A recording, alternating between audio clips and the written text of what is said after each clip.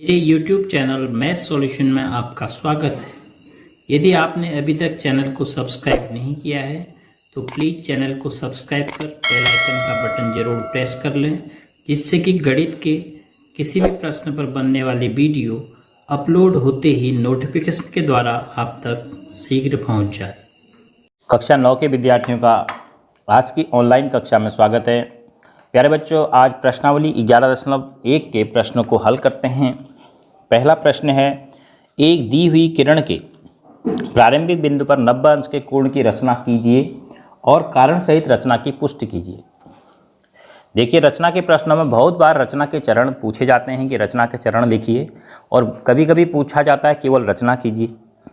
अब यहाँ पर ध्यान से अगर आप प्रश्न को पढ़ते हैं तो यहाँ पर रचना के चरण लिखिए ऐसा कहीं नहीं लिखा है, 90 अंश के कोण की रचना कीजिए लिखा है। हमने काम करना है 90 अंश का कोण बनाना है और फिर कारण सहित रचना की पुष्टि करनी है और कारण बताना है कि यह क्यों 90 अंश का कोण है। तो किस प्रकार हम 90 अंश के कोण की रचना करेंगे, स्टेप वाइज हम काम करेंगे। सबसे पहले एक रेखा खंड खींचेंगे।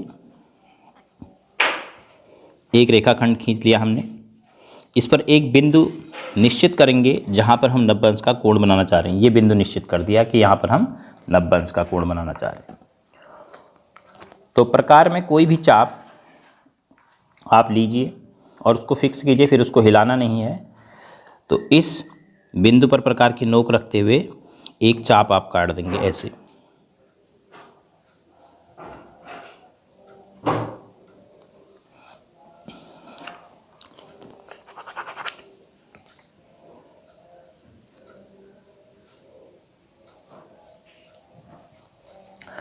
चाप जितना आपका पतला हो, जितना बारीक लाइन होंगी, उतनी आपकी रचना अच्छी होगी।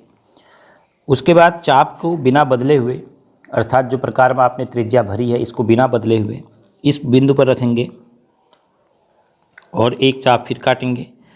तो यह आपको कितने अंश का कोण दे देगा, 60 अंश का। यह चाप इस बिंदु पर 60 अंश का कोण बनाएगा।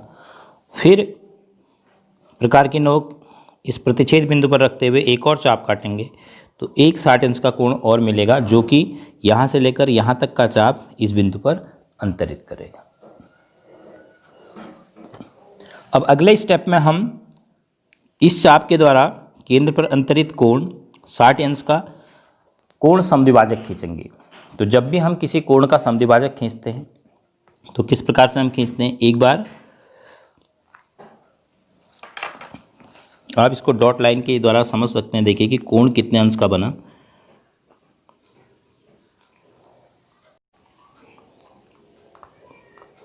यद्यपि इस लाइन की हमें आवश्यकता नहीं है, लेकिन समझने के लिए कि क्यों हम कह रहे हैं कि कोण 90 अंश का बन रहा है।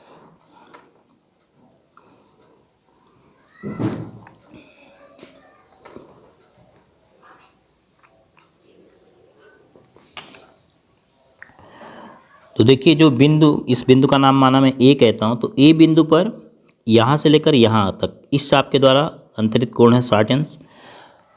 तो यहाँ से लेकर यहाँ तक भी वृत्त का वही चाप है, तो इसके द्वारा अंतरित कोण भी कितना होगा, 60 अंश। अब अगर मैं इस कोण का समद्विभाजक खींचूं इस प्रकार से, तो 30 अंश इधर हो जाएगा और 30 अंश इधर हो जाएगा। तो समद्विभाजक कैसे खींचते हैं यह आपने पहले जाना है कि हम जिस बिंदु पर कोण बनाया वहाँ पर प्रकार की नोक रखते हुए एक चाप काटते हैं। देखो, ये चाप काट दिया। कोण की भुजाओं पर कोण की भुजाओं को चाप ने जहाँ पर प्रतिच्छेद किया, एक बिंदु ये है और एक बिंदु ये है। फिर यहाँ पर हम चाप से आधे से अधिक लंबाई, यानी देखो चाप का आधा कहाँ पर हो रहा है, उससे थोड़ा सा अधिक त्रिज्या, चाप जहाँ पर आधा हो रहा है उससे अधिक त्रिज्या हम अपने प्रकार में लेते हुए एक चाप ऐसे काटेंगे और फिर दूसरे बिंदु पे रखते हुए एक चाप ऐसे काटेंगे। तो अब जो बिंदु ए को आप चापों के प्रतिच्छेदन बिंदु से मिलाएंगे तो यह रेखा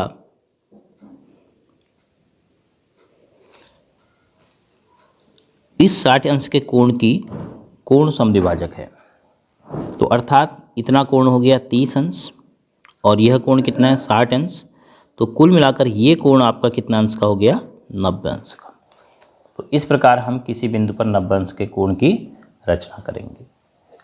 अब चित्र में विभिन्न प्रकार के जो बिंदु हैं उनका हम नाम दे देते हैं। सबसे पहले जो हमने रेखाखंड खींचा था उसका नाम रख देते हैं हम ए बी। इस बिंदु का नाम दे देते हैं सी। यहाँ पर इस बिंदु का नाम दे देते हैं डी। इस बिंदु का नाम दे देते हैं ई और इस बिंदु का नाम दे देते हैं एफ।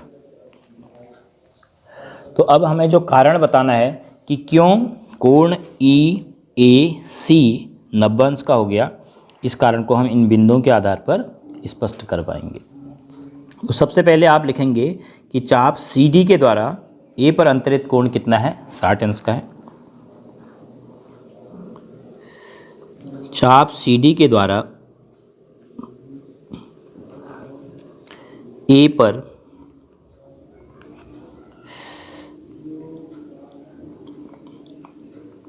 अंतरित कोण बराबर 60 अंश। इसी प्रकार चाप डी एफ भी वही है, बराबर चाप के द्वारा केंद्र पर अंतरित कोण बराबर होते हैं। तो चाप डी एफ के द्वारा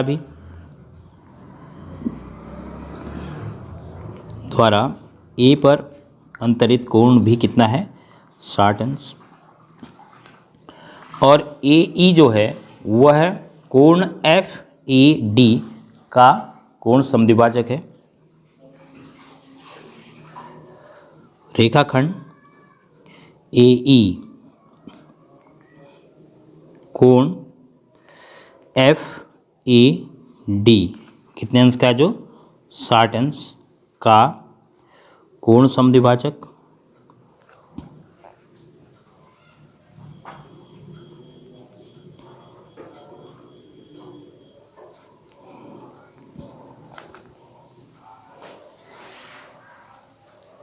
तो कोण डी ए ई कितना हो गया, बराबर 1/2 गुणा 60 अंश हो गया, तो बराबर 30 अंश। तो कोण ई ए सी बराबर हो गया हमारा 60 अंश, यहाँ से लेकर यहाँ तक, धन डी ए ई 30 अंश बराबर 90 अंश। क्यों यह कोण 90 अंश बन गया, यह हम इस आधार पर समझा सकते हैं।